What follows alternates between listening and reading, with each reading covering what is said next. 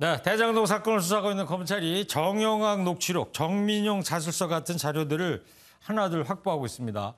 내일 화천대유 대주주 김만배 씨를 불렀을 때 이 자료들과 지금까지 조사한 사람들의 진술 등에 근거해서 대장동 사건을 추궁할 것으로 보입니다. 지금부터 사회부 법조팀 이혁근 기자가 뉴스 추적해 보도록 하겠습니다. 이혁근 기자, 자 복잡하지 않게 쉽게 좀 시청자들께 설명을 좀 부탁드리고요.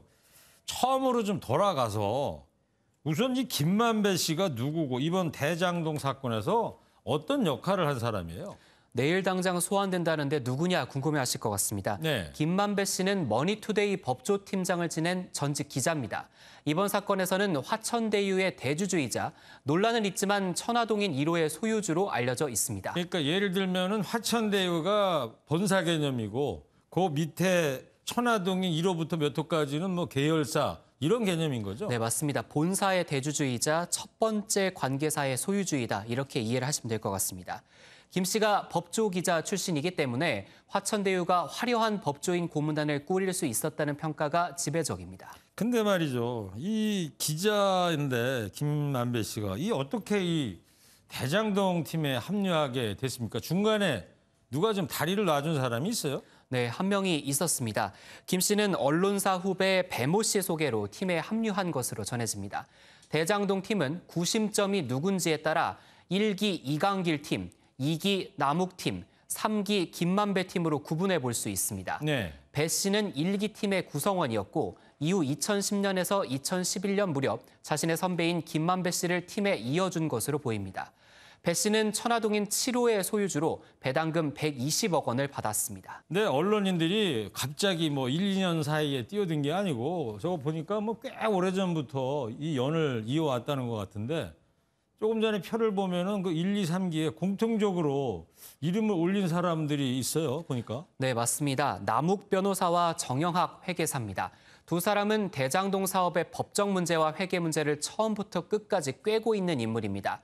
현재 남 변호사는 미국으로 몸을 피했고 정 회계사는 녹취 파일을 검찰에 제출해 자신의 죄를 줄이려는 선택을 했습니다. 네, 이 대장동 민간 사업자 키맨으로 김만배, 정영학, 남욱 이렇게 이제 3명을 꼽지 않습니까? 이 가운데 남욱 변호사가 지금 미국에 있는데 인터폴에 수사 의뢰도 해놨다고 그러는데 귀국해서 조사를 받을 것 같습니까? 어떻게 봅니까? 네, 그럴 가능성이 현재로서는 더 큽니다.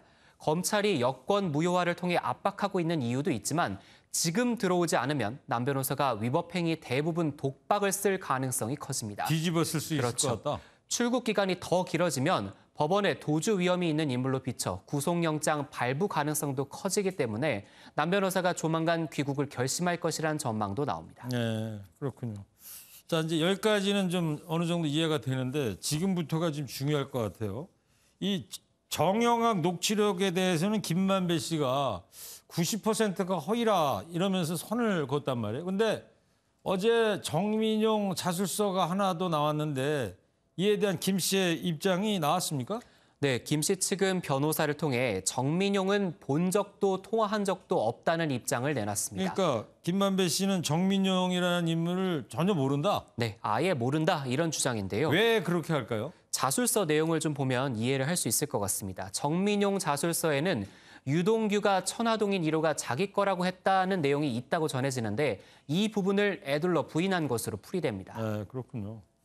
자, 그러면 이 배당금 1,200억 원짜리입니다. 예. 이 천화동인 1호다 보니까 더 관심이 쏠리는데 근데 이 정민용 변호사는 왜 자술서를 검찰에 냈습니까? 네, 정 변호사는 유동규 씨와 성남도공에서 한솥밥을 먹다가 유 씨와 함께 퇴직한 뒤에 유원홀딩스라는 회사까지 같이 차린 인물입니다. 그러니까 유동규 씨와 같이 차렸다는 얘기죠? 그렇죠.